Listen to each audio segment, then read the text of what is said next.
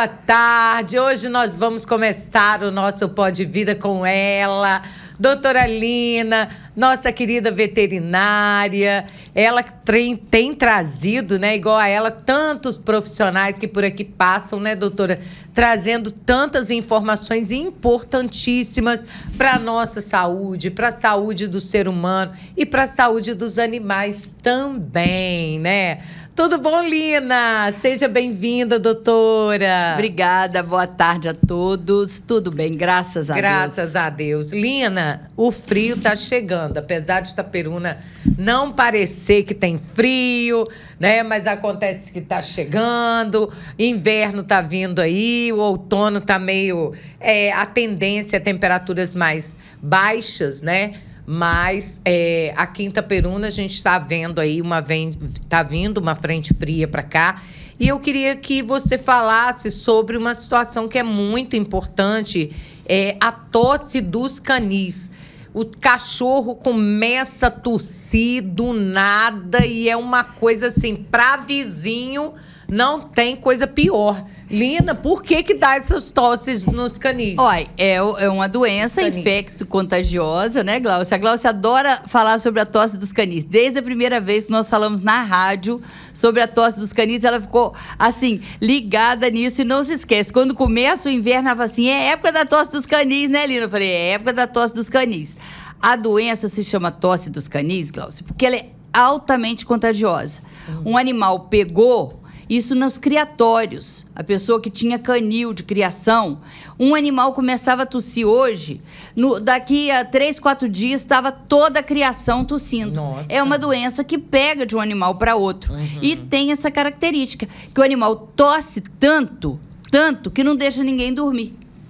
Até seu vizinho vai saber que seu cachorro está passando mal. É tipo uma pneumonia nos cães, Lina? Não, é uma a tosse mesmo da infecção. É uma bordetela. E a gente pode, né, evitar isso vacinando. Agora, tem vacina para isso? Tem a vacina, mas a vacina tem que ser anual. E tem uma coisa que eu garanto, que eu já fiz, as pessoas falam assim, ai, não pode falar. Mas eu já fiz, gente. A vacina é preventiva e ela é curativa. O animal começou com a tosse dos canis, você faz a vacina, rápido. Água gelada na fervura. O animal melhora. É impressionante. A vacina é fenomenal. E a vacina, geralmente, é aplicada direto no nariz. A gente pinga no nariz. Olha só. Porque o que acontece, Glaucia? Às vezes o animal começa com tosse. Aí a pessoa compra um xarope. Vai lá, tem um xarope famoso, que todo mundo sabe, Tucedan, Tossicane, vamos lá, compra um xarope, compra 2 xaropes, compra 3 xaropes. Ai, meu Deus do céu, por que não resolveu isso? Eu quero vender xarope, mas eu quero que o animal pare de tossir, que o animal sare. Tem que fazer a prevenção, fica muito mais barato. Por quê? Além do xarope não resolver, Glaucia, aí depois vem a irritação da garganta, vem a inflamação, pode vir uma pneumonia e a coisa pode, principalmente em filhotes e em cães idosos, vir a desgringolar. A coisa pode ficar muito pior. Então, gente, começou a tossir, ou antes de começar a tossir, vamos vacinar para não ficar gastando com xarope. É verdade. Porque é uma tosse horrorosa. Uma vez eu recebi um casal, que eles tinham um poodlezinho que tratava com maior cuidado, de um distrito, de um município vizinho. O cachorro começou a tossir. Quando eu abri a Procamp de manhã cedo, a Procamp abria mais cedo. Agora a gente abre às 8 horas, mas antigamente a gente abria mais cedo. Eles estavam parados na porta do meu consultório, porque ninguém dormiu naquela casa. Eles vieram num distrito de natividade e trouxeram o cachorrinho. Quando eu cheguei para abrir a Procamp, eles estavam dentro do carro com o cachorrinho esperando, porque... eles estavam com medo do cachorro morrer de tanto que ele tossia. Tadinho. E pode, Glaucia, se a coisa complicar, o animal pode vir a óbito. É mesmo? Pode vir a óbito. Nossa. E além do que, tem essa característica de ser altamente contagiosa.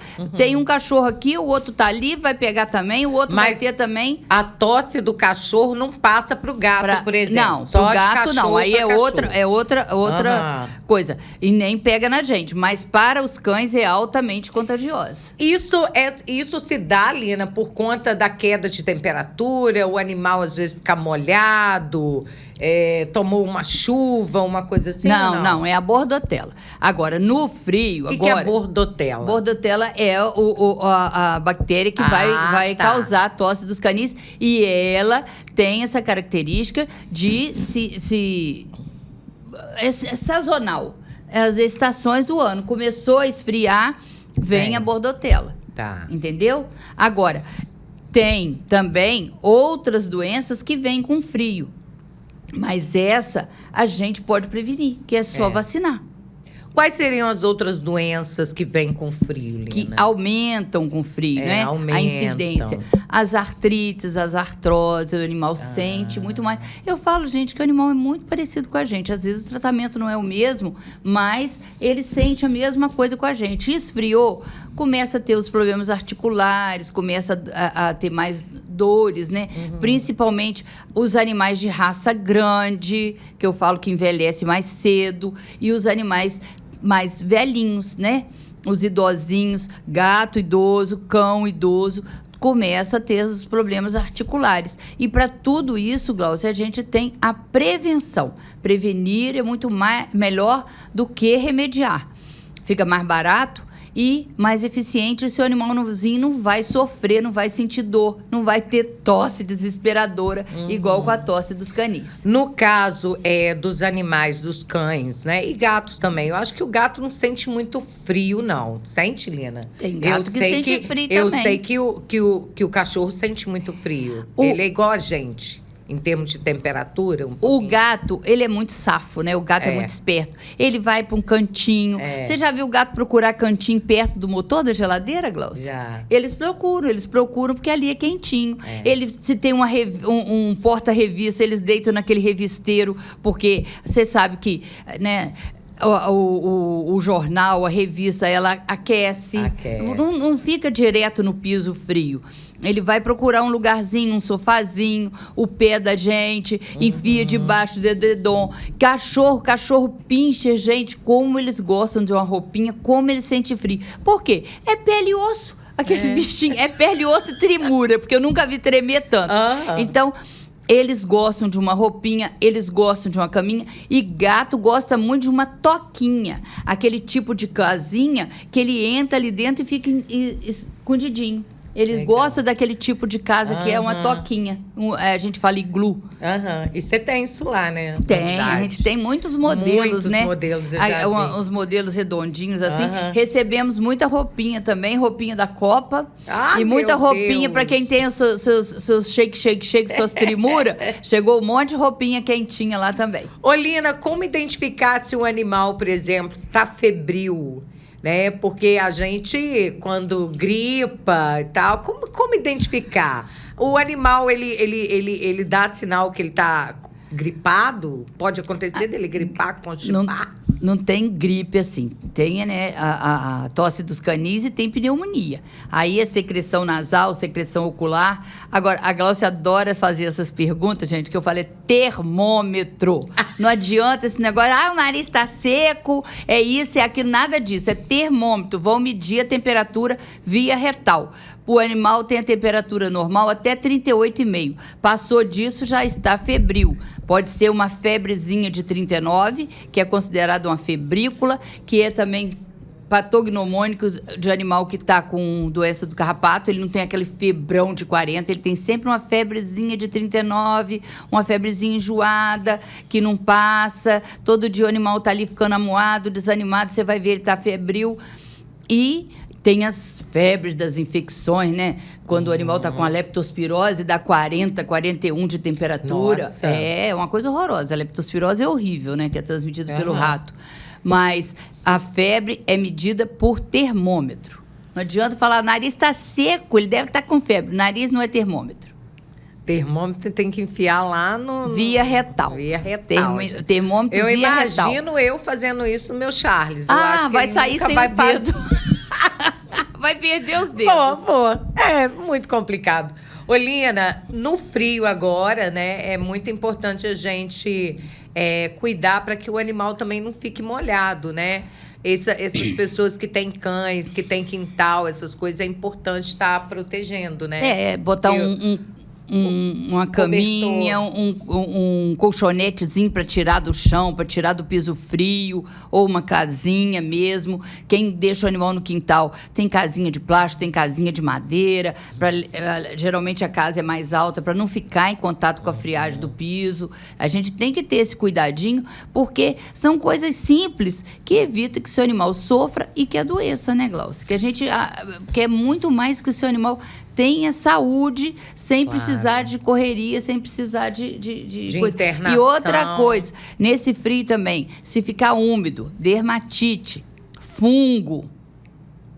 Fungo aparece muito agora, porque tem menos sol, menor incidência solar, e a umidade. A umidade fica, porque quando está quente, o animal seca rapidinho. Quando está frio, demora a secar. Aí vem os fungos, né? Se instala, depois o animal fica todo sofrido e você também vai gastar muito com o tratamento. Mais. Olina, existem algumas dermatites também que ficam bem por baixo, né? Do pelo, a gente quase não vê, né? Principalmente se o animal tiver pelo longo, né? Aí quando você vai ver, tem uma rodinha aqui ou ali. Aí você vai olhar, tem 11. Nossa. Então, o que é bom? É bom a gente escovar o animal para ver escovar, e se for dar banho logo cedo e secar muito bem seco. Dá banho na parte da manhã, que tem o dia todo para o animal secar e secar muito bem seco. Porque às vezes, Glaucia, isso acontece até mesmo no banho tosa. Você tá ali com o secador quente, passando no animal, você passa a mão assim para lá e para cá, tá seco. Aí, quando esfria, você passa a mão, tá úmido lá na base. E tem cachorro que tem pelo e subpelo. É mais difícil de secar. Entendi. Às vezes é pelo curto, mas tem pelo e subpelo. É muito enjoado de secar. Nesse período de frio aí, o certo é não dar banho com muita frequência, né? Você pode dar um espaço maior, usando escovação diária. E tem também os banhos secos, que você passa assim, depois passa melhor o cheirinho e tal, e limpa, e o animal não fica úmido, não fica molhado de tudo. Ou se não, mandar tomar banho no lugar que vai tomar banho e secar tudo direitinho, que é no banho Por tosa, isso que é bom gato, gente. O gato, ele toma banho o tempo todo. Você não precisa, né? Imagina o Charlinho meu tomando banho. Deus! Esses dias nós tivemos uma de raça grande. Nossa. Gata? Gata. Grande, brava pra tomar banho. Nossa, que sacrifício. A gata dava aquele zurrado igual do Charlinho. Ó... Nossa Senhora. Falei, gente, bota uma luva de boxe nessa gata. Assim enfia mesmo. A mão dentro da luva de boxe. Olina, no caso, a gente, quando há mudança de temperatura, a gente costuma tomar, assim, uma vitamina C, né? Um melzinho. Um produto para levantar a imunidade. No caso dos animais também tem. Tem vitamina C, Olha. Tem espirulina, que é excelente para levantar a imunidade. Até para peixe existe espirulina na ração de peixe, e já existe espirulina também na ração de alguns tipos de ração, tem espirulina. Tem ração com quinoa para cuidados digestivos e cuidado de pele. Tem ração com cranberry para gatos e cães que têm problemas urinários. Isso aí são os produtos que você vai usar por longo tempo para melhorar a qualidade da pele, para melhorar a qualidade da mucosa da vesícula urinária. Olha só. Tudo isso já existe, Glaucia. Que bacana, que bacana. Você está impressionado? Vai lá na Procamp e na Propet, você vai ver quanta coisa bacana, quanta novidade. A Lina está sempre em congresso, sempre trazendo tudo que há de mais novo, de moderno para esse meio, né? Eu acho isso muito bacana. Tem uma amiga que muito tempo que não vinha na Procamp, não tinha vindo ainda depois da reforma, falou, nossa senhora, essa Procamp tá igual um shopping. Tem de tudo. Para animal tem de tudo. É só, sei lá, e tem para planta também. Agora é época de começar a podar e cuidar. Então, de repente, assim, ó, num minuto, o nosso adubo grande de rosa do deserto acabou. Tem que pedir correndo, porque todo mundo está cuidando. Rosa do deserto, o pessoal gosta, dedica, cuida mesmo. O adubo acabou muito rapidamente. Então, nós temos muitos produtos para plantas também. Tem para hamster, tem para coelho, tem para passarinho, tem para peixe. Para calopsita. Para os calopsitas, para cães e para gatos. E para cães e para gatos tem muita variedade. Tá é só certo, vocês irem lá para ver como é que a Procamp tá cheia e tá bonita. E linda, como sempre, né? Gente, ó, acabou o horário, não tem mais como. Lina, te agradecer mais uma vez, né? Que Deus continue te abençoando, porque não é fácil cuidar de animal, não, gente, né? A gente, quando tá doente, fala. Criança, às vezes, fala, dependendo da idade. Agora, os bichinhos não falam, né? A gente tem que ter um bocadinho de sensibilidade para poder adivinhar o que está acontecendo. Tem certas perguntas que a gente nem faz. É igual, esses dias, um cachorrinho, a mãe que estava trazendo a cachorrinha. E a cachorrinha estava com problema, parecia ser de coração. É daqui de Itaperuna? Mas a filha... A cachorrinha, quando novinha, morava em Rio das Ostras. Aí você já sabe, né, Gláucia? Sentiu saudade? Não sentiu saudade, não. Ela pode estar com dirofilariose. Ah, o verme do coração que pega na praia. Ótimo tema para o nosso bate-papo próximo. Até sábado que vem, se Deus quiser. Que Deus te abençoe. Vamos para o intervalinho e voltamos já já. Em Itaperuna, Sensivete, o Centro Veterinário de Emergência da Procamp e da Propet. Várias especialidades. Lá você vai encontrar profissionais 24 horas para cuidar do seu animal. Vacinação, consultas, exames, cirurgias. Venha conhecer o lugar perfeito para cuidar do seu pet. Sensivete Centro Veterinário. Fica na Rua Coronel Pimenta, centro de Itaperuna. Telefone 3823-1075. Agende a consulta do seu pet ainda hoje.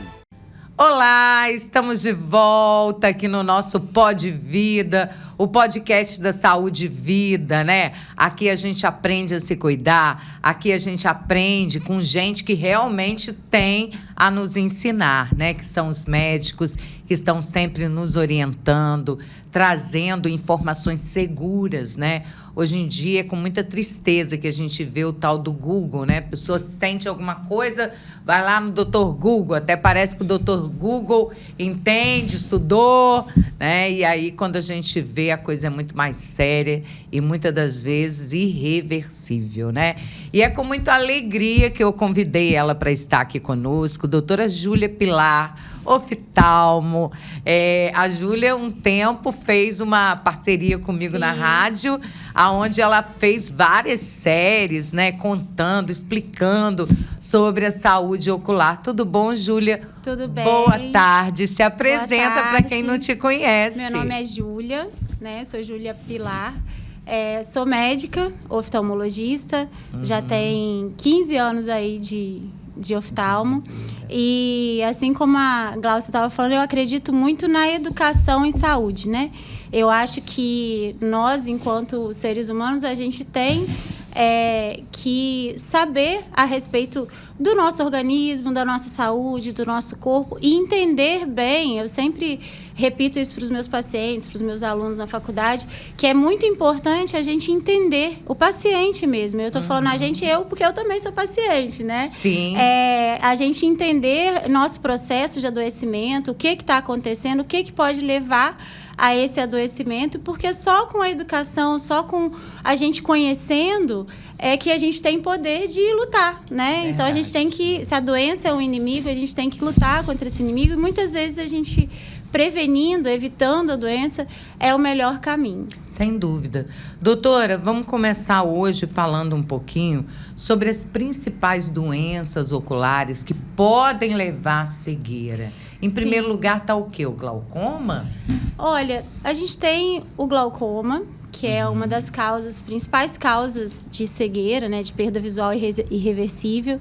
E o glaucoma, ele é uma causa muito importante porque ele é uma causa de cegueira prevenível. Algumas causas, infelizmente, a gente não consegue prevenir.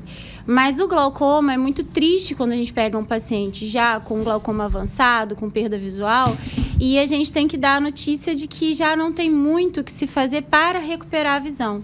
Então, eu falo que o glaucoma é o ladrão silencioso. Ele é um ladrão silencioso da nossa visão. É muito traiçoeiro, porque de início ele não apresenta sintoma.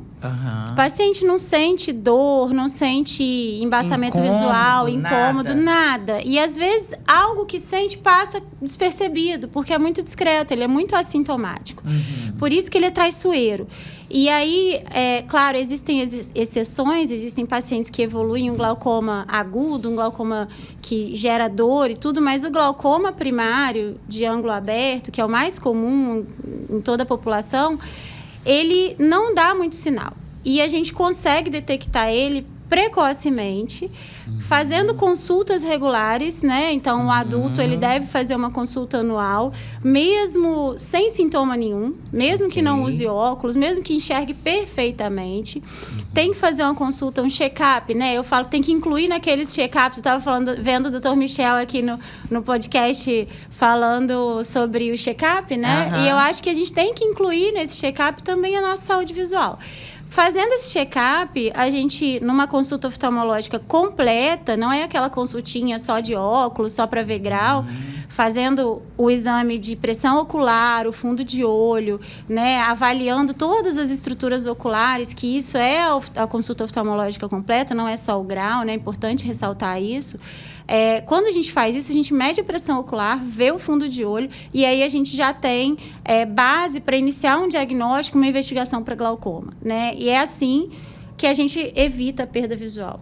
O glaucoma, ele tem um pouco de genética? Tem. Tipo assim, se os meus avós, alguém da família... O fator hereditário é extremamente importante. Inclusive, é uma orientação que a gente dá aos pacientes mesmo. Quando a gente dá um diagnóstico, você tem filhos, irmãos, eles já foram no oftalmo, já procuraram saber, seus pais, porque tem muita característica. Inclusive, a história familiar positiva para glaucoma, ou seja, se você tem algum familiar direto, né, que tenha glaucoma, eleva muito o seu risco de vir a desenvolver.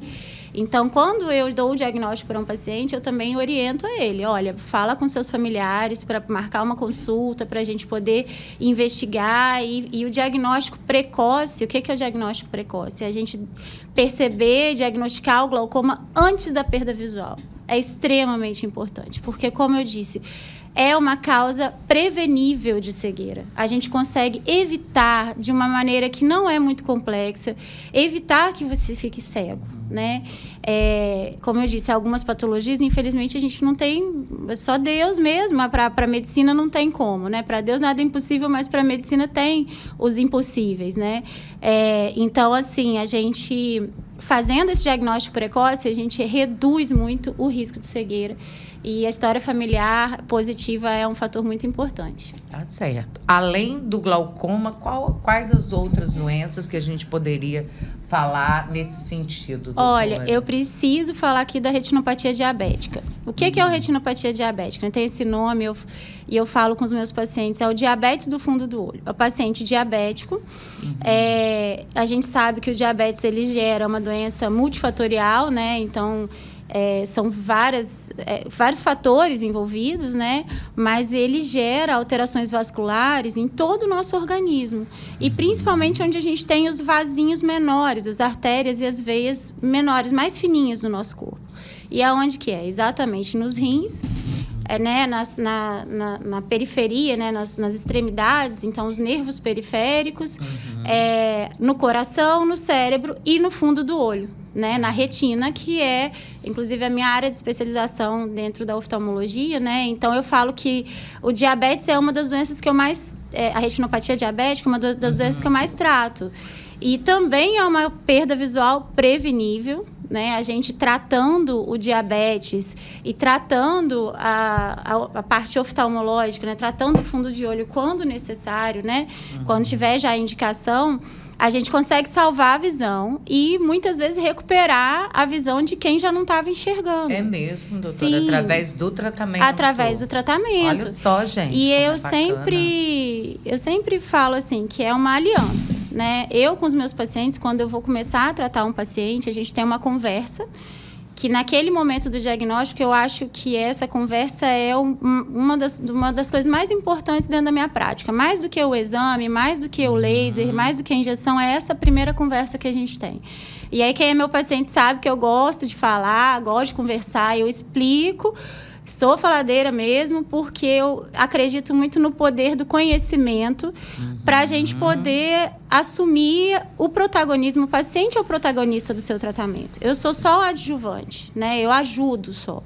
Mas a gente tem o controle primeiro, o controle metabólico. Então, a gente, junto com o endócrino, né, com o médico clínico que tá tratando diabetes, o endocrinologista, junto com o nutricionista, junto com o educador físico, que a atividade física ajuda pra caramba. É mesmo? Muito no controle da glicose. Olha. E quando a gente faz o controle da glicose, a gente consegue melhorar o nosso tratamento oftalmológico. A gente aprimora, né, muito mais o resultado e a capacidade de melhora que esse paciente tem. Legal. Porque quando a gente trata a base do problema, a gente está também tratando o efeito e fazendo aquilo estacionar. Vai parar de evoluir a partir daqui. Agora acabou. Agora nós estamos tratando diabetes. Você não vai fazer mais mal para minha visão, não. Acabou, por aqui.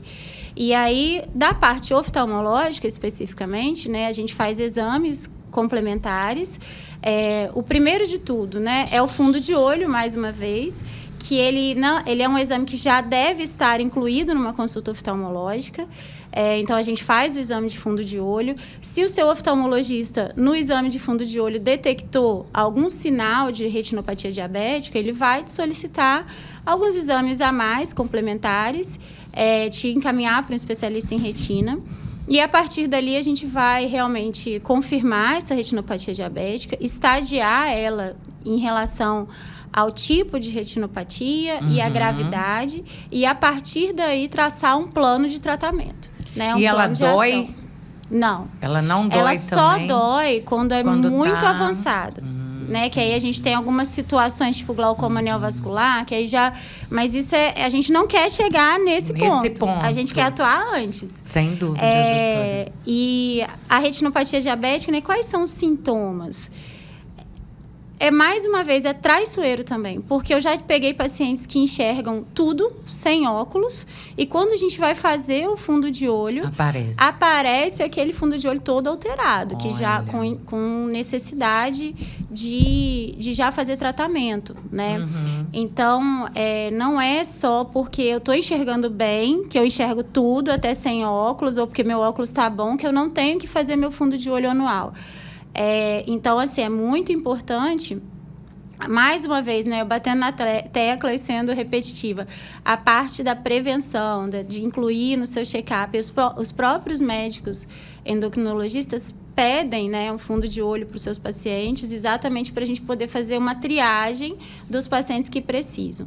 Em relação a tratamento, a gente tem tratamentos, além desses, né, da parte do diabetes clínico em geral, a gente tem tratamento oftalmológico, que é a base do laser, né? São tratamento com laser e tratamentos com injeções de medicamentos dentro do olho. Injeção no olho. Nossa!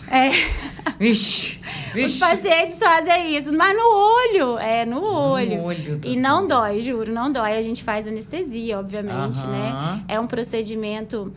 que exige técnica, então não é qualquer um que faz, exige um ambiente asséptico, então uma sala de procedimento nos moldes de centro cirúrgico, né, com tudo estéreo e com todo feito cuidado. No seu consultório mesmo? Ele é feito a gente tem uma clínica, né, onde a gente tem uma sala de procedimentos de acordo com todas as normas técnicas que a Anvisa, que a Vigilância Sanitária determina, né?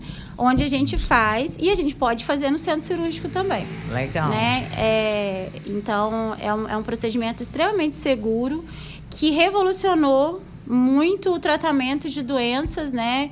Como a retinopatia diabética, degeneração macular, as oclusões vasculares, que são doenças que a gente trata com esse tipo de medicamento. Catarata. Diz que todo mundo um dia vai ter. Porque a idade vai chegando. E é verdade, doutora? É verdade. Nossa. É verdade. Eu tenho um amigo até que é oftalmo, que ele ele brincava, assim, ele tem página no Instagram, né? E ele fez um meme, assim, rezando: Senhor, eu quero ter catarata, Senhor, eu quero ter catarata. Mas por quê? Porque só quem tem catarata é, assim, né? A maioria das vezes é porque vive muito. Porque a principal, claro que tem crianças com catarata, jovens, mas isso é exceção. A maioria dos pacientes tem a catarata senil, que é a catarata do idoso. Então, a gente brinca assim, você só não vai ter catarata se você morrer antes. Tem que ter catarata. E a catarata, ela é uma doença que ela é também uma causa de cegueira importante. Causa cegueira mas também. Ela causa uma cegueira reversível. A gente consegue fazer com que o paciente recupere a visão. O resultado da cirurgia de catarata, quando feita de forma segura, né, bem indicada, com todos os cuidados, ele é um resultado muito satisfatório. Legal. Claro que se o paciente já tem uma outra patologia, isso pode limitar um pouquinho. Então, por exemplo, o paciente tem catarata e já tem um glaucoma avançado. Então, a gente melhora a parte da catarata, o glaucoma que já perdeu. Já era. Infelizmente, a gente não recupera. Mas, na grande maioria das vezes, se o paciente não tiver nenhum outro problema, né, a recuperação, assim, é super satisfatória. É uma cirurgia que não dói. É disponível pelo SUS, né? Claro que com as limitações do SUS, demora, não, mas é disponível pelo SUS. Hoje em dia, a população tem acesso a esse tratamento, né? E a gente vê ainda pacientes idosos que têm prejuízo da sua autonomia, da sua liberdade, das coisas que gostava de fazer. Ele adorava ver o jogo do Flamengo, agora ele não vê, ele só escuta, ele fica bravo porque não tá vendo, né? Ou a minha mãe sempre gostou de bordar, ela é costureira, agora ela já não enxerga mais para bordar. E muitas vezes é uma coisa que a gente consegue reverter. Por exemplo, a catarata. Independente, por exemplo, se a pessoa já tem um problema, tipo miopia ou astigmatismo. A questão do grau... A catarata, ela vem independente disso. Mesmo se a pessoa nunca precisou usar óculos na vida. Tá. Porque o que é a catarata? Catarata vamos começar por aí, né? A catarata, ela é uma consequência do nosso envelhecimento. Igual ruga e cabelo branco. Então, por isso que eu falo que todo mundo vai ter. Uns vão ter mais, ou seja, uns vão ter uma catarata que vai evoluir mais rápido, que tem que operar, outros vão ter menos. Mas a catarata é o quê? A gente tem uma lente natural no nosso olho, igual a câmera fotográfica, tem aquela lentezinha. Essa lente chama cristalino. E ela é muito importante para a gente enxergar. Ela é que dá o foco de longe, o foco de perto, e ela tem que ser transparente. Igual quando a gente olha por uma vidraça, essa vidraça aqui, e a gente consegue ver o rio bonito e tal, a gente precisa que essa lente esteja transparente. E aí, o que ocorre no processo da catarata? Com o envelhecimento do nosso olho, essa lente, esse vidrinho, que normalmente é transparente, ele vai ficando opaco. Como se tivesse uma poeirinha, como se tivesse sujo. Sabe o vidro da janela quando está todo empoeirado? E aí, quanto mais densa, quanto mais opaco, mais sujinho essa lente, esse vidro, pior é a visão. Porque isso dificulta a luz de entrar no olho.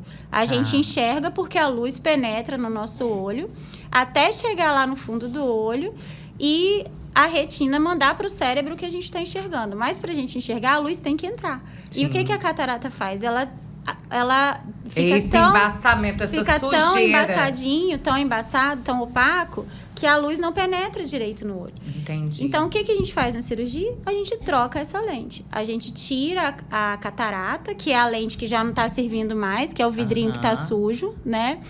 Tira esse vidrinho, entre aspas, tá? Que a gente que não é um vidrinho. Mas a gente tira e aí coloca uma lente intraocular artificial, né? Que é uma prótese. Essa lente, ela já é feita, né, nos exames pré-operatórios de forma a reduzir o grau do paciente. Então, na maioria das vezes, o paciente até que usava óculos antes para longe, ele deixa de usar o óculos, às vezes fica só com grau de perto. E hoje em dia a gente tem lentes com tecnologia já, claro que são lentes menos acessíveis, né, mais caras, mas que já te dão até liberdade de não precisar mais de óculos. Mas, de maneira geral, assim, o mais comum é a gente botar essa lente intraocular, melhora muito a visão para longe, né? Às vezes, para perto, precisa de um óculosinho só de leitura. Mas o principal é que a gente permite que a luz entre no olho. né? A gente permite que o paciente enxergue. Eu tenho até uma história engraçada da época que eu trabalhava lá na época do Hospital Federal da Lagoa, onde eu fiz minha residência, que eu fui tirar o curativo, o paciente precisava usar. Hoje em dia nem se usa muito curativo mais no pós-operatório, só em alguns casos muito selecionados. Mas esse paciente especificamente precisou de usar o curativo. E aí, no dia seguinte, eu fui tirar o curativo do olho dele. Ele olhou para a esposa dele e falou assim: mas você tá muito velha.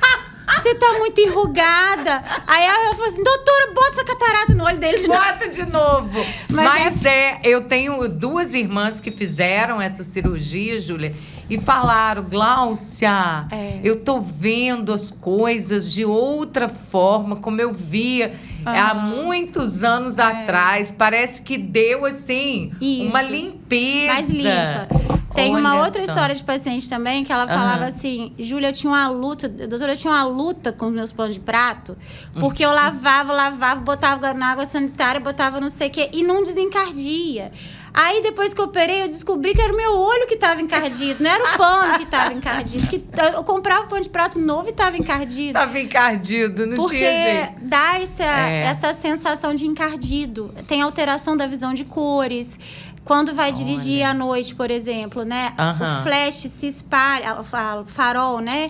Se espalha e aquilo dá muita dificuldade de dirigir. E fora que vai tirando realmente a visão de longe, né? O paciente, ele começa a ter limitações na sua vida diária. Então, a ponto dele falar assim: olha, eu tô com dificuldade para comer. No prato, a hora que eu vou ver minha comida, eu não vejo direito, né? Nossa. E aí, se a gente for pensar no idoso, né? O idoso já tem múltiplas vulnerabilidades, né? Eu tô falando do idoso, assim, isso é natural do nosso envelhecimento. A gente vai perdendo algumas funções, que algumas perdas são naturais do envelhecimento e outras, o que dá para melhorar, a gente tem que melhorar, né? Então, assim, a visão, o sentido da visão, de maneira geral, ela é extremamente importante para a nossa sobrevivência, né? E ela é extremamente importante para evitar risco, para reduzir, né, risco de queda em idoso, que é algo extremamente grave, né? Compromete muito muitas a vida vezes do idoso. A queda, a fratura de colo de fêmur. Então, às vezes o idoso ele cai porque ele não está enxergando direito. Então, ele não vê o degrau, ele tropeça com mais facilidade. Então, essa perda sensorial. Às vezes o idoso já tem uma perda auditiva. Ontem mesmo eu estava conversando com uma paciente a respeito disso, que tem perda auditiva severa já desde muito tempo. Não tem, infelizmente, o que fazer pela audição. E ela com uma catarata grande, e a perda auditiva estava atrapalhando, a perda visual, quer dizer, estava atrapalhando porque ela fazia leitura labial.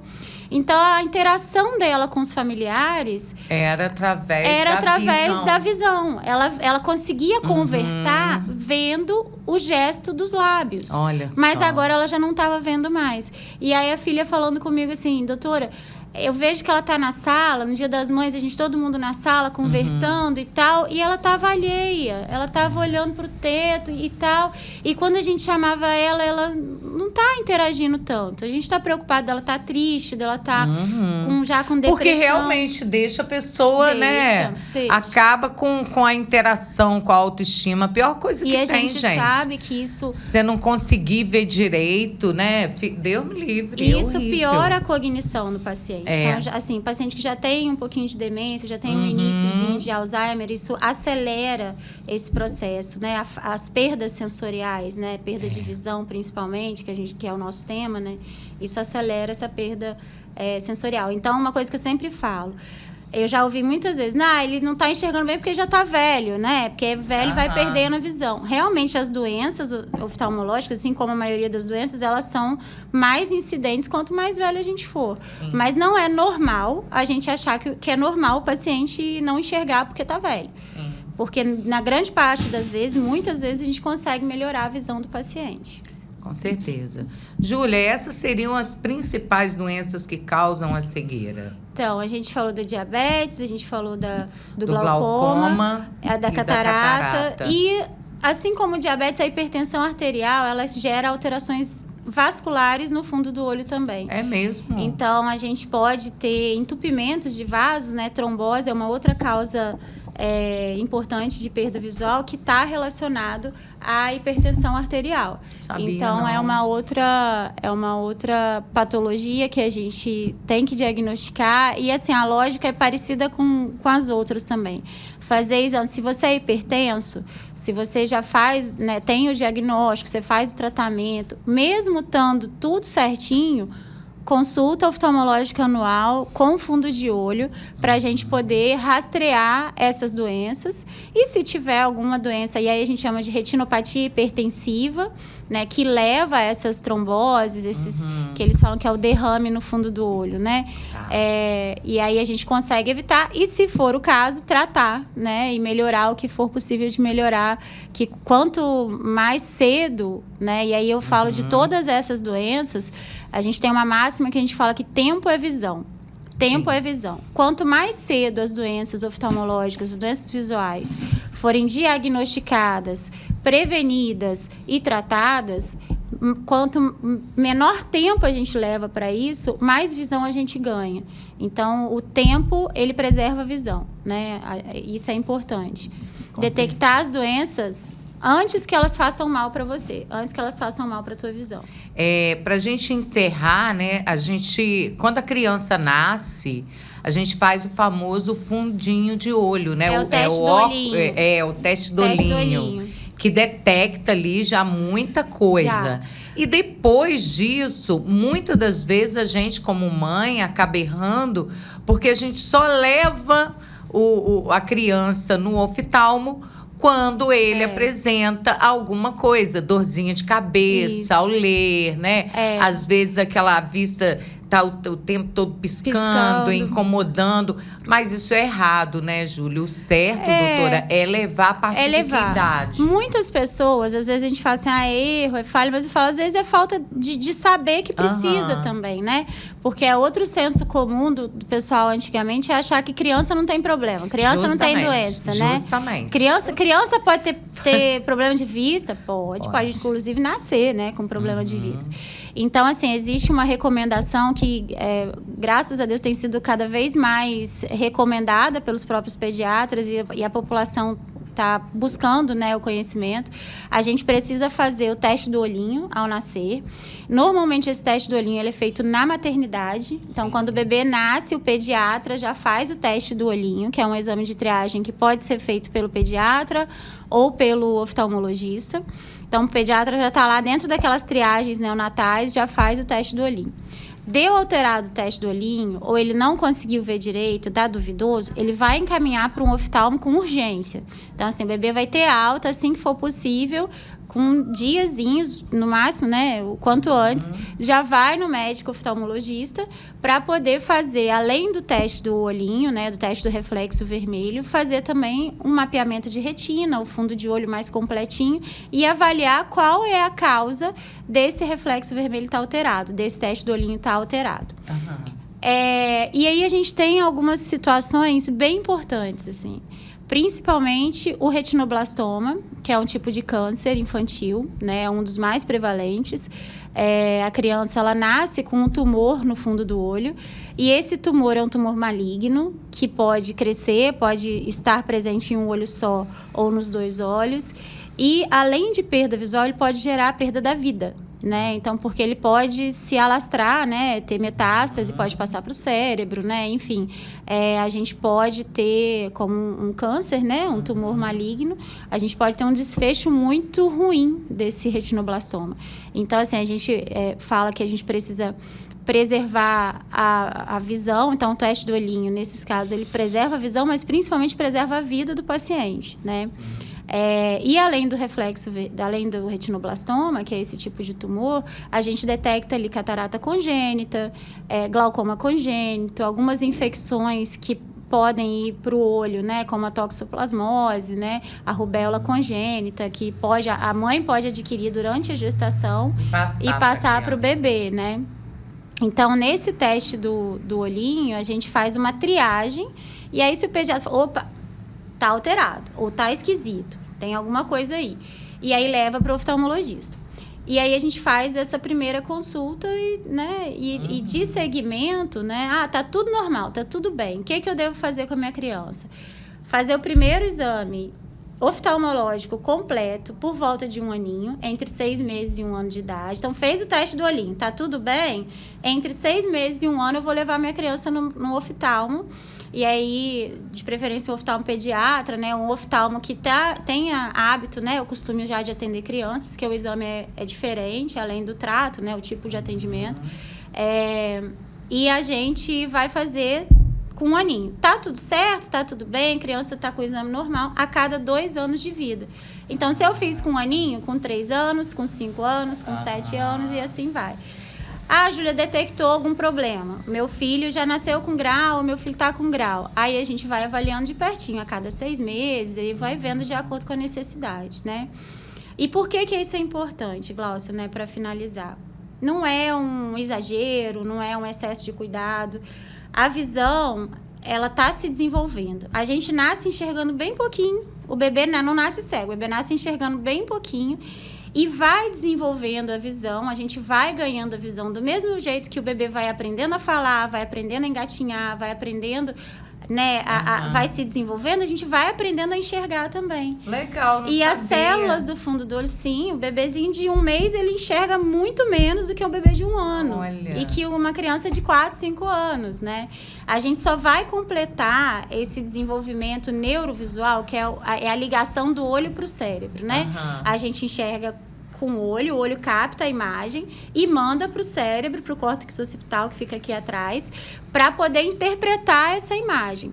E isso tem um nervo óptico que sai lá do fundinho do olho, atravessa o cérebro todinho até chegar aqui atrás, faz igual um X embaixo do cérebro.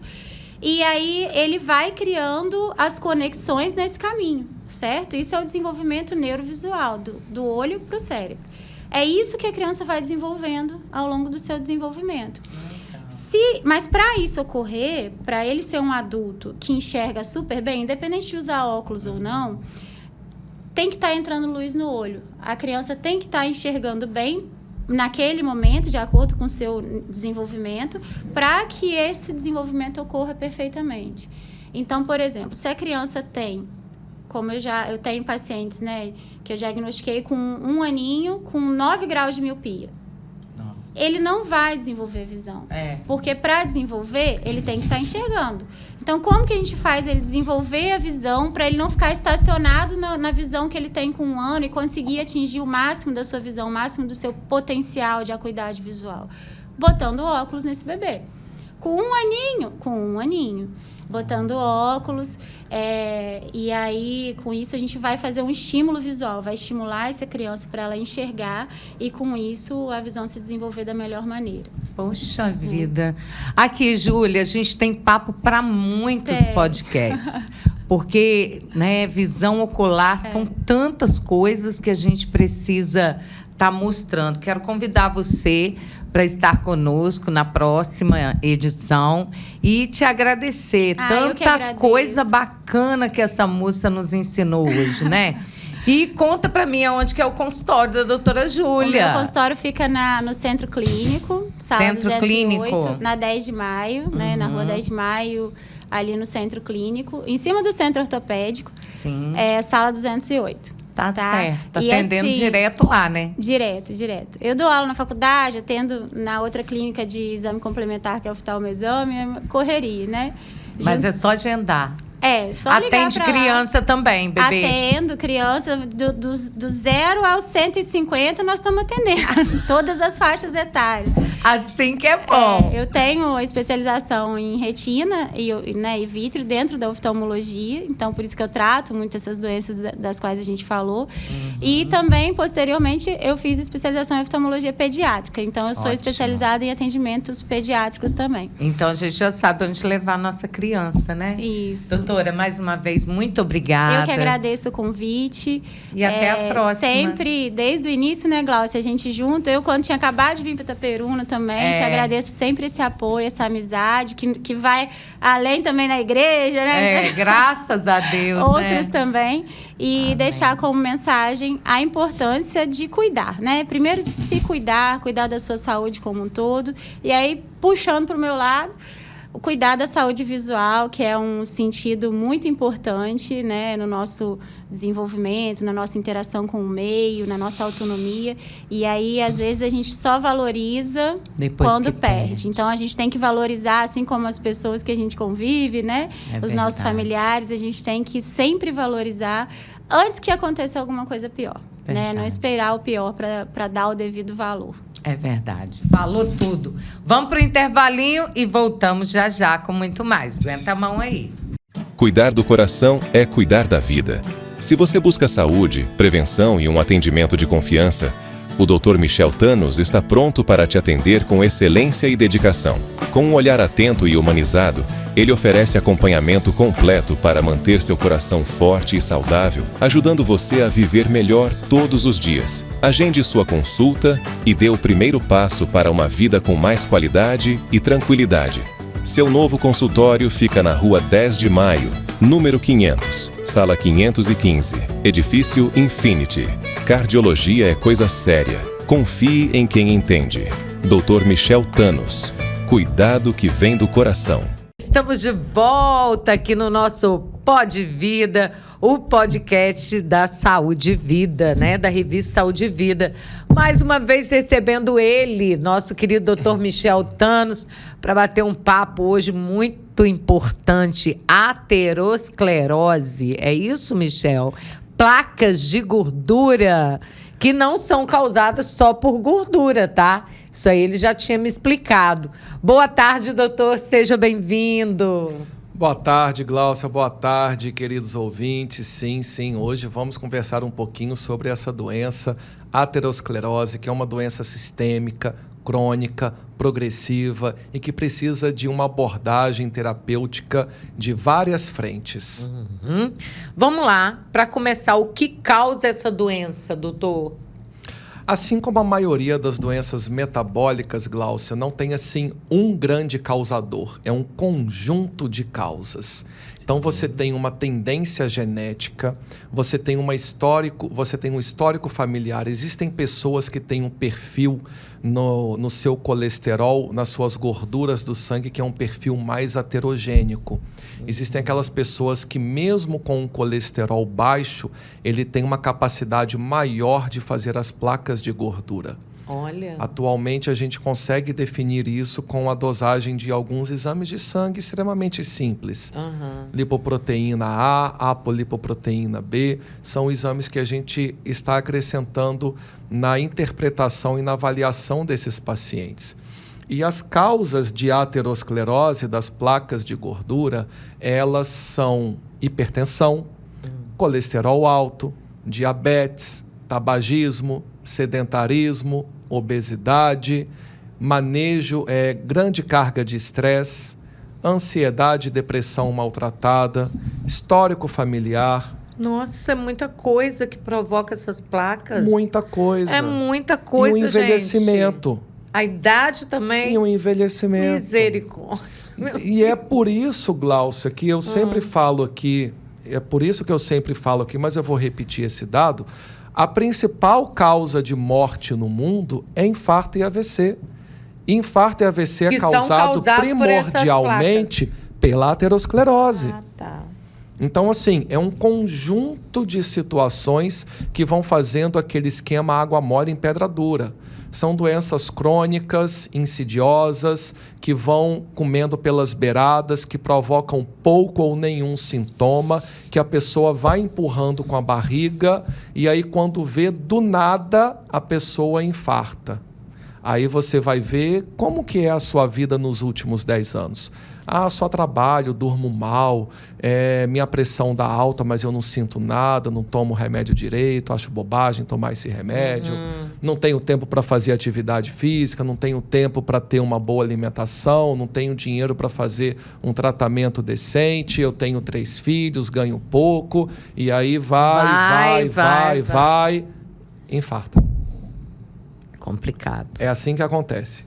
As placas que a gente chama de placas de gordura, né? É placa de gordura? Placa é de uma gordura. placa de gordura. A gente fala nome científico quando a gente vai falar de profissional para profissional ou no prontuário.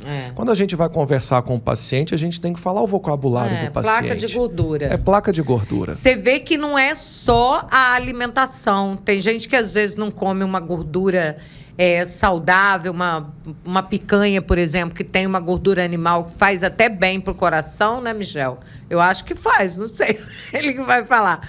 Mas achando, né, que aquilo ali vai causar placas e mais placas, mas é o estresse, entendeu? Contas a pagar, desequilíbrio emocional, falta de dormir com qualidade. Cara, é muita coisa. É muita coisa. E por isso que a gente precisa trabalhar aos poucos e dentro da capacidade da pessoa. A gente precisa pontuar o que precisa ser modificado e a gente precisa enxergar qual que é um degrau que está ao alcance daquela pessoa. Qual é o próximo passo que a gente pode dar na direção da melhoria. Não adianta a gente tentar mudar a pessoa da água para o vinho, da noite para o dia, né? Precisamos desse tratamento nesse formato mais contínuo, de um acompanhamento mais de perto. E só para voltar, a carne da picanha faz mal? A gordura da picanha? Infelizmente. Infelizmente. Ai, que pena. Pois é. Mas vamos lá. Doutor, no caso da placa, só através de exames que eu fico sabendo que eu tenho a placa, né? Só através de exames que a doença, a aterosclerose, as placas de gordura, elas não acontecem num local isolado do organismo. A aterosclerose, ela é sistêmica. Então, se você começa a ter uma placa de gordura aqui nas suas carótidas, você tem nos seus braços, você tem no seu intestino, você tem nos seus rins, você tem nas suas pernas, você tem nas artérias do cérebro e você tem nas artérias que vão para o coração. Então, por que a gente escolhe a carótida para a gente fazer esse rastreio? Porque é um vaso de grosso calibre, é um vaso superficial, de fácil acesso, fácil visualização, através de um exame não invasivo inócuo, que é o ecodoppler, né?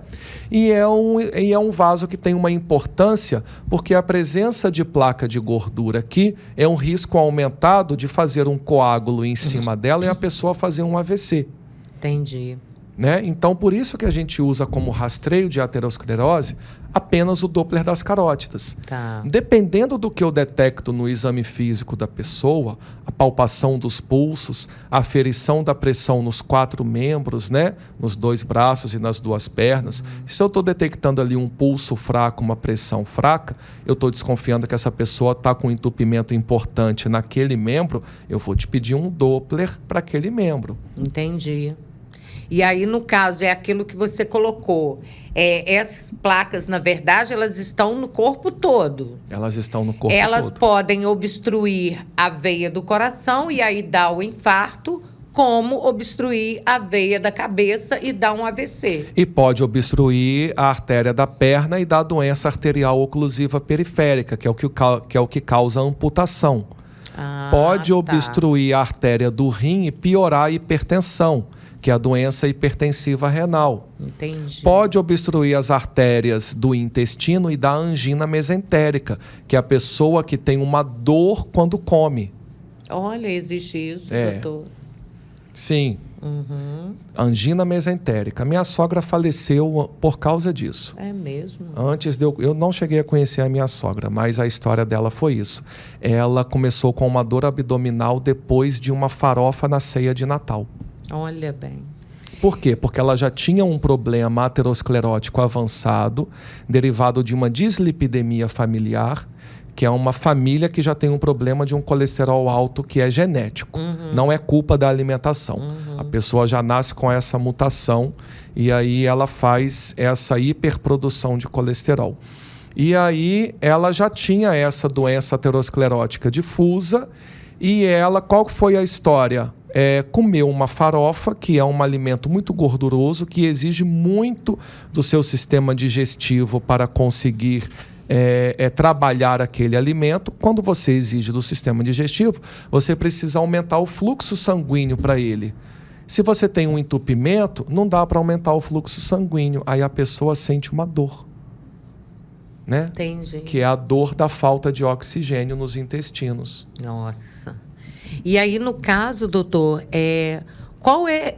Uma vez que eu diagnostiquei que eu tenho aquele valor de placa, igual você colocou, 20%, 30%, eu tenho como eliminar aquilo que eu já estabeleci, já está no meu organismo, Então. ou eu tenho como evitar que ela cresça, mas retroceder não, né?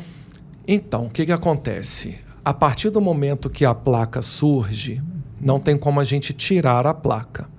A gente tem que trabalhar em duas frentes. A gente tem que trabalhar para que ela não cresça e a gente tem que mudar a qualidade desta placa para que ela se torne uma placa jovem, mole, de um núcleo, de um conteúdo extremamente gorduroso, inflamatório, com alto risco de rompimento e um alto risco de formação de coágulo em cima e obstrução aguda desta artéria. A gente precisa trabalhar para que ela se torne uma placa calcificada, velha, enrijecida, com baixo risco de rompimento e que ela se torna inerte e não inflamatória. Tá. Então, assim, a partir do momento que a pessoa tem uma placa que seja 10% de gordura, já muda a categoria de risco cardiovascular. A pessoa ela já ganha um upgrade para um alto risco cardiovascular. Significa que o risco de você desenvolver um infarto em AVC nos próximos 10 anos está maior do que 10%. Tá. E como é que é o tratamento disso? O tratamento é a gente identificar naquele indivíduo específico quais são os motivos pelos quais ele está fazendo a aterosclerose. Então, se ele está sedentário, precisamos corrigir. Se ele está acima do peso, precisamos corrigir. Se o colesterol está alto, precisamos baixar. E para baixar colesterol, a gente utiliza dieta, atividade física e medicação. As famosas cevastatina, rosuvastatina. As estatinas, que é uma classe medicamentosa. E aí a gente tem vários representantes que têm as suas diferentes potências. Simvastatina, atorvastatina, rosuvastatina, pravastatina. Cada um delas tem a sua peculiaridade que se encaixa melhor em perfil A ou perfil B. Mas são as estatinas. No caso, essas estatinas, eu não poderia tomar como forma de prevenção para que essa placa não se forme? Depende. Depende de qual categoria de risco cardiovascular você está. É o que eu acabei de falar. Então, se você já tem uma placa, você já é classificado como alto risco cardiovascular. Então o seu buraco é mais embaixo. Então, assim, com você, eu não posso ficar esperando que um dia você pare de fumar, que um dia você comece uma atividade física, que um dia você emagreça. Porque a gente já está num estágio mais avançado. Então, a gente tem que ser mais agressivo no tratamento. Porque se você tem uma plaquinha de 10% aqui, você tem placas no seu coração. Você tem placas nos seus braços, nas suas pernas e no seu cérebro. A gente não pode deixar ela crescer. Sim. A gente já está num estágio mais avançado. Você vai sentir alguma coisa hoje? Não. Aí que entra a grande dificuldade do meu dia a dia. É convencer uma pessoa a fazer toda uma mudança da rotina dela, utilizar medicações que ela não quer utilizar para algo que ela não sente nada hoje. Então eu preciso explicar, eu preciso desenhar, preciso dar essa pequena palestra, eu preciso colocar as cartas na mesa e explicar o porquê de eu estar tão preocupado com aquilo. Entendi. Porque assim, a pessoa não enxerga, e ela não enxerga porque é isso mesmo. Quem sabe disso... Ela não sente nada. Não, ela não enxerga porque mesmo com toda a boa vontade que ela tem, mesmo com toda a pesquisa que ela faça, ela só vai ter uma noção da ponta do iceberg do conhecimento do profissional médico. Né? A pessoa que está ali lidando com aquilo dali todos os dias. Então, assim, eu canso de ver no meu dia a dia, eu abro lá fulano, seu João vai consultar comigo agora. Eu vou ver lá o prontuário do seu João. Última consulta 5 anos atrás. Aí tá lá anotado. Era hipertenso, era diabético, fumava. Eu solicitei os exames, disse o que a gente precisava fazer, mandei ele voltar com os resultados. Já apresentava uma postura de má adesão ao tratamento e ele está voltando 5 anos depois. Sem... Aí ele volta assim, isso acontece com frequência. Aí eu chamo, seu João. Aí ele levanta, o João me volta arrastando numa perna. Eu falei, teve AVC, né, seu João? Como é que você sabe, doutor? Eu falei, tá aqui. Tá aqui eu no seu enxerguei histórico. isso há 5 anos atrás, eu te avisei.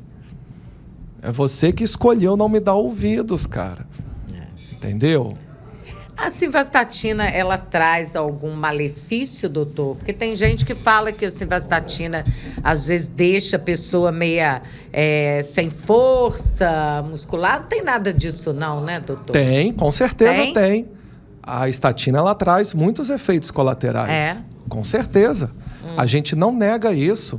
Nenhum médico sério nega efeito colateral da medicação. A questão é que depois que a gente avalia o caso do paciente, eu viro pro paciente e falo o seguinte, olha só, apesar de todos os efeitos colaterais que você possa, porque é uma razão de chances, não necessariamente você vai desenvolvê-los, que você possa vir a sofrer com essa medicação, para você vale a pena. Porque a gente tem que colocar na conta o que você está ganhando e o que está te incomodando. Entendi. Então, assim, se você começar a ter um efeito colateral com a estatina e você tem indicação de usar a estatina, aí a gente vai ver. É um efeito colateral que eu consigo manejar? É um efeito colateral que realmente está muito importante e, nesse caso em específico, não dá para a gente utilizar a estatina. Temos uma outra medicação que faça, às vezes, da estatina que eu possa substituir? Então, a gente tem que ver. Entendi. A gente tem que analisar caso a caso. Então, assim, toda medicação tem seu efeito colateral, Gláucia. Tá. A questão é que, a partir do momento que comprovadamente aquela Aquilo faz pessoa bem pra vai você. ter mais benefício do que malefício, quando a gente coloca na conta, quando a gente coloca na balança, vale a pena. Agora, talvez essa pessoa faça um efeito colateral tão importante que não dê para usar o remédio A. Aí a gente tenta o remédio B. Entendi. E é o que eu sempre digo para os pacientes. Olha só, você está com essa lista de 10 remédios aqui, não é porque eu quero, não. É porque você não parou de fumar, é porque você não iniciou atividade física, porque você continua com esses 30 quilos acima, porque você não está tratando a sua ansiedade, sua depressão. Então, assim, os seus hábitos de vida estão péssimos e a única coisa que você está tratando é remédio. A coisa que eu fico mais feliz é quando a pessoa volta melhorando o hábito de vida, passando mal de pressão baixa. Até uma cena engraçada. Legal. Porque a pessoa chega desesperada, falando que está desmaiando, que quase teve um acidente, que a pressão está ficando 10/6, e eu estou rindo. Aí a pessoa pergunta, o que você está rindo, doutor? Eu falei, eu estou feliz da vida. Eu falei, por que eu estou passando mal? Você está feliz? Porque a sua pressão está melhorando. Porque o remédio que há 6 meses atrás você precisava, hoje ele já está forte demais. Porque você parou de fumar, porque você perdeu 10 quilos, porque você está fazendo atividade física. Então o remédio está forte demais para você, a gente precisa dar um passo para trás. Então, assim, você está passando um perrengue nos últimos dias, que você está com a pressão baixa, tudo bem. Mas, assim, no geral, estou feliz da vida que essa pressão sua está caindo. Que legal. Aconteceu comigo, né? Aconteceu com você, de vez em quando você me dá o ouvido, né, Glaucia? Aí sua pressão melhora. Aí eu tava tomando remédio de pressão com a hidroclorotiazida, né? Que é um outro... antihipertensivo? Um antihipertensivo também, doutor? Né? É. Aí eu tô sentindo que a minha pressão... Falei, doutor, minha pressão tá muito baixa. Aí, Gláucia, vamos tirar. Que bom, né? Graças a Deus. Que bom. Assim, e eu tô me sentindo super bem. com o que você me receitou, que é bem mais fraquinho, né? Graças a Deus. Não é que é mais fraquinho, é porque tem que se encaixar nas necessidades atuais da pessoa. Porque o que você precisava há um ano era A. Talvez o que você precise hoje seja B. Seja B. Né? Pode mudar. Pode ser que continue no A. Aham. Sei, tem que reavaliar. A gente está falando sobre doenças crônicas. Raramente a pessoa vai ficar com a mesma medicação 2, 3, 5 anos. Tem gente que tem uma rotina mais estável, né? Tem gente que já tem ali bons hábitos de vida e mantém aquela rotinazinha e não é sacrifício nenhum. Então, essa pessoa, ela é mais estável. Tem gente que usa o mesmo remédio há 10 anos e está tudo bem. E é uma coisa interessante que, às vezes, a pessoa chega implicando com o remédio só porque já usa o remédio há muito tempo. Eu falo, gente, mas esse remédio está maravilhoso para você. É um remédio eficaz, é um remédio que ajuda a prevenir nefropatia e cardiopatia hipertensiva. É um remédio barato, é um remédio que você se dá bem, que você não tem efeito colateral. Sua pressão está 12/8. Para que você quer mexer nisso? Deixa quieto. Por uma implicância besta, né? Deixa quieto. Ô, doutor, só para finalizar essa questão aí, com relação ao colesterol, né? Você disse que existem pessoas que elas têm, né, esse aumento do colesterol genético, Sim. né? Às vezes tem uma alimentação Se chama saudável. dislipidemia familiar. Às vezes tem uma alimentação saudável, pratica atividade física e mesmo assim continua com o colesterol alto. E é muito importante a gente falar exatamente isso, que não é culpa da pessoa, porque tem pessoas que ficam numa grande neurose de tentar agir mais, de tentar fazer mais, de tentar se esforçar mais. E eu falo, você já está fazendo tudo o que dá para fazer. Você já está com nutricionista, você já está seguindo as orientações alimentares, você já está dentro do peso ideal, você já faz atividade física o suficiente. Não tem jeito. Infelizmente, é uma maldição familiar. E aí é uma pessoa que é sugestiva tomar medicamento para controlar isso, né, doutor? Depende do risco cardiovascular da pessoa. Tudo depende do risco cardiovascular da pessoa. Então, a pessoa que tem um risco cardiovascular no mínimo moderado, ela é uma candidata a utilizar medicação, as estatinas. A pessoa que tem um alto risco cardiovascular, ela precisa realmente da estatina. Tá? E assim, me dói muito e me deixa muito entristecido ver este efeito manada de alguns colegas, inclusive médicos e outros profissionais de saúde, demonizando uma ferramenta que é tão maravilhosa quanto a estatina. Volto a dizer, eu não nego os efeitos colaterais das estatinas, mas não tem como a gente dizer que as estatinas reduzem em 30% o seu risco cardiovascular relativo. E isso comprovadamente desde a década de 80, num grande estudo chamado Estudo de Framingham, que é um dos maiores estudos que a gente tem da cardiologia.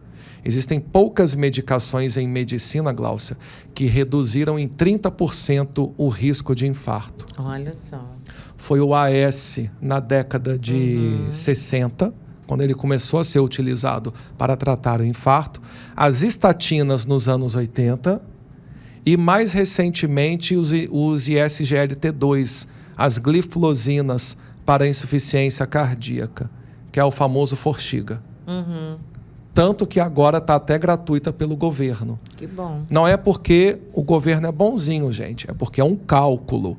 É muito mais barato você prevenir do que você deixar a pessoa chegar num estágio de ter que utilizar insulina, hemodiálise, colocar stent. Então, isso daí é medicina primária, isso daí é medicina preventiva, isso daí é a parte econômica da medicina. É mais barato você tratar no início do problema do que você deixar chegar na fase final. Então, assim, as estatinas, elas são excelentes, mas não são para todo mundo. Então, se você realmente tem indicação, você tem indicação e ponto final. Não tem essa de que, vou usar de vez em quando, uso dia sim, dia não, vou usar só por 3 meses. Ou precisa ou não precisa. Talvez você não esteja tendo essa definição pelo médico certo. Que quem cuida mais de dislipidemia, Gláucia, é o cardiologista e o endocrinologista. São as 2 especialidades que comandam, que... São as 2 especialidades que dominam esse tema, né? Tá certo, doutor. Só para encerrar rapidinho, você falou do AS aí. Tem muita gente que toma o AS por conta própria, né? Achando que vai evitar o infarto, né? Principalmente que sabe que tá com aquela plaquinha de gordura e tal. Não, eu tô falando sério. Tem um monte de gente que toma. Eu sei. E aí? Não é para tomar S ou é para tomar S, doutor? Eu brinco com os meus alunos, né, que eu dou aula na faculdade. Sempre que você tiver uma questão discursiva para você responder, se você começar a responder com depende, você já me ganha. Assim, Depende. Esse garoto depende do que ele vai escrever ali também, né? Pode ser que ele escreva uma grande bobagem. Mas, assim, a resposta é depende. Porque depende de qual é a sua situação. O AS, ele é uma medicação ele é extremamente eficaz para aquelas pessoas que estão em prevenção secundária. Para aquelas pessoas que já tiveram um evento cardiovascular de grande porte e a gente está evitando o segundo evento. Tá. Pessoa que já teve uma isquemia transitória, que já teve um infarto, que já teve um AVC. Para as pessoas que estão em prevenção primária, para quem nunca teve, o malefício é maior do que o benefício. Tá. Você sabe o que o AS pode dar?